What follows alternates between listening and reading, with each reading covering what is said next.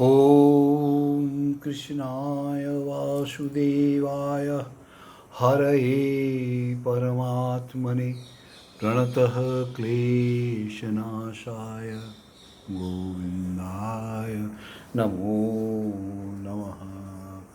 ॐ जटिने दण्डिने नित्यं लम्बोदर शरीरने कमण्डलो निस्संगाय तस्मै ब्रह्मात्मने नमः। भक्तगण सादर प्रणाम। आज के चर्चा का विषय है गोस्वामी जी द्वारा श्री जगन्नाथपुरी गमन एवं वहाँ पर लीला संवरण। उस समय कलकत्ते से पुरी जाने के लिए रेलवे लाइन नहीं बनी थी। केवल बारंग स्टेशन से पुरी तक रेलवे लाइन थी।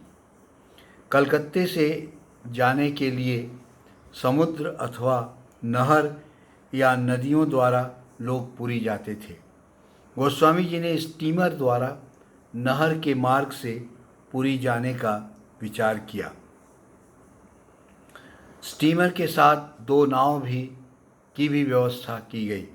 सन 1898 ईस्वी की 8 मार्च के दिन लगभग 2 बजे गोस्वामी जी स्टीमर घाट पर आए। उस समय लगभग 50 लोग भी उनके साथ पुरी जाने के लिए आए थे। स्टीमर में गुरु के दर्शन के लिए कलकत्ता तथा आसपास से बहुत शिष्य एवं भक्तगण आए थे। विदाई के समय श्री चारू बाबू ने पूछा, हम लोग अब किस प्रकार दिन व्यतीत करेंगे? गोस्वामी जी ने कहा, श्री चैतन्य महाप्रभु जब संन्यास लेकर पुरी जा रहे थे तब भक्तों ने यही प्रश्न किया था। उस समय महाप्रभु ने उन्हें अपने घरों में नाम संकीर्तन तथा गुरु एवं वैष्णव की सेवा करने का निर्देश दिया था। गोस्वामी जी ने मनोरंजन गुह तथा अन्य शिष्यों से कहा, आप लोग मुझे आशीर्वाद दीजिए। उनके इस प्रकार कहने पर मनोरंजन बाबू ने पूछा, हम लोग आपको क्या आशीर्वाद दें? गोस्वामी जी ने कहा, यही आशीर्वाद दें कि जिससे श्री जगन्नाथ जी मुझे ग्रहण कर लें। गोस्वामी जी की इन बातों को सुनकर उपस्थित सभी लोग भावी विरह की आशंका से रोने लगे। कुछ लोग मूर्छित हो गए। लगभग 4 बजे स्टीमर छूट गई। जब तक स्टीमर दिखाई पड़ती रही, भक्त लोग घाट पर खड़े रहे। स्टीमर जब अदृश्य हो गई तब हृदय में गंभीर मर्म वेदना के लेकर सब लोग अपने घरों को वापस लौटे। पुरी में श्री गौरांग प्रभु संन्यास लेने के पश्चात लगभग 18 वर्ष तक थे। श्री जगन्नाथ देव महाप्रसाद एवं गौरांग महाप्रभु की कथाओं को कहते हुए गोस्वामी जी आनंद पूर्वक चले। उस समय साथ में जो लोग जा रहे थे उनमें से किसी के मन में यह आशंका नहीं थी कि गोस्वामी जी श्री जगन्नाथपुरी जाने पर फिर नहीं आवेंगे। उनके साथ लीला श्रवण, नाम संकीर्तन आदि करते हुए आनंद पूर्वक सब लोग चले। रास्ते में आवश्यकता अनुसार स्टीमर रोककर रसोई बनती थी। रात्रि के समय सुविधा अनुसार किसी स्थान पर विश्राम किया जाता था। इस प्रकार कटक पहुंचने में 7 दिन लगे। रास्ते में नहर के दोनों ओर ग्राम आदि आने पर छोटे छोटे गरीब बालकों को गोस्वामी जी के निर्देशानुसार पैसा या मिठाई दी जाती थी। कटक से स्टीमर में उतरते समय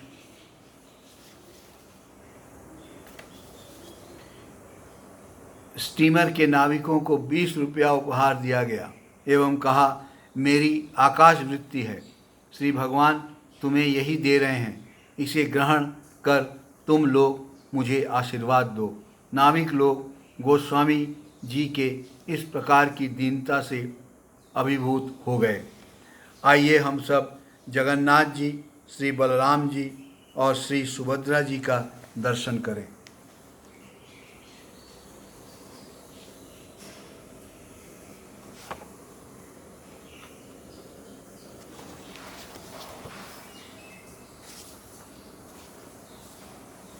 कटक से बारंग स्टेशन तक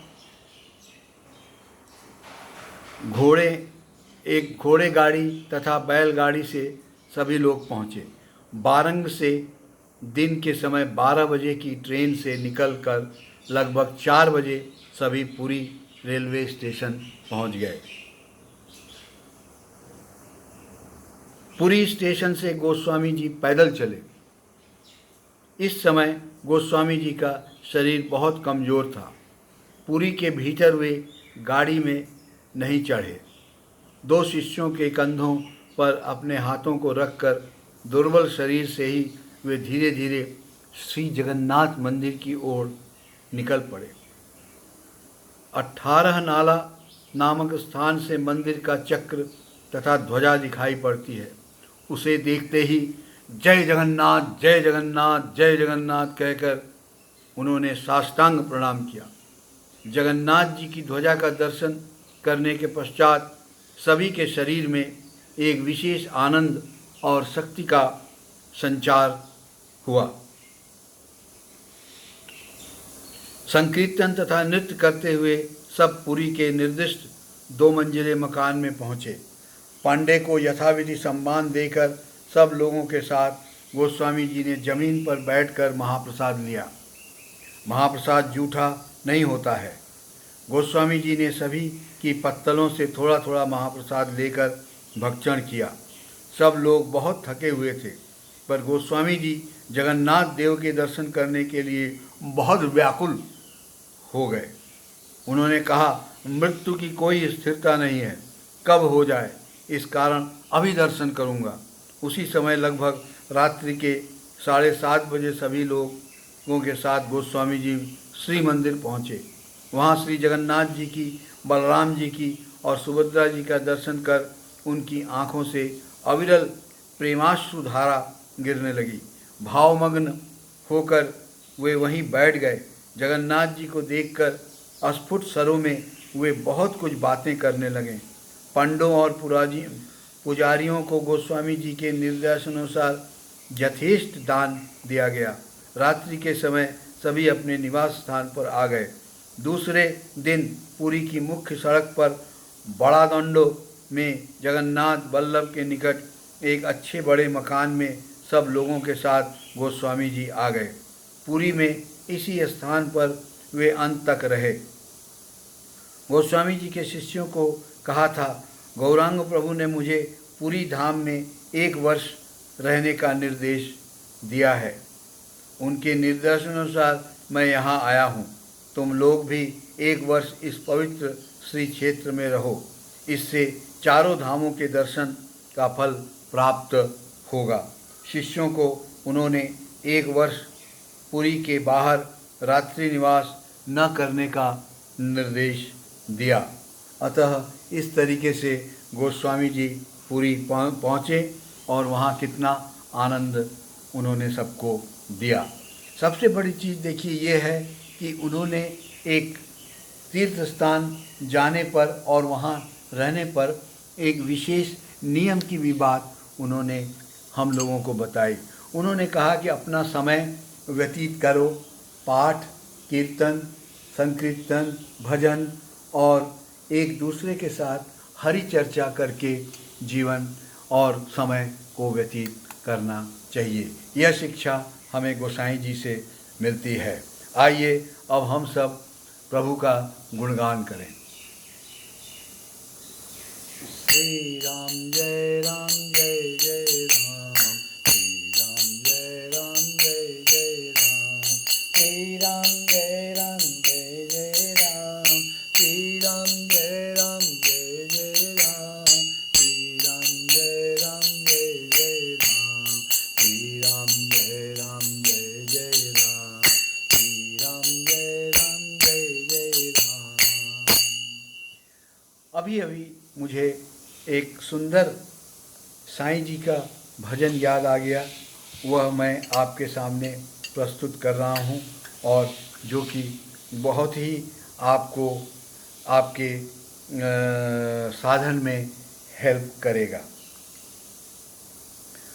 हरि भजन बिना सुख शांति नहीं, हरि भजन बिना सुख शांति नहीं, प्रभु भजन बिना सुख शांति नहीं, हरि नाम बिना आनंद नहीं, हरि भजन बिना सुख शांति नहीं, प्रभु दर्श बिना प्रज्ञान नहीं, प्रभु दर्श बिना प्रज्ञान नहीं, दया धर्म बिना सत्कर्म नहीं, दया धर्म बिना सत्कर्म नहीं, भगवान बिना कोई अपना नहीं, भगवान बिना कोई अपना नहीं, हरि नाम बिना परमात्मा नहीं,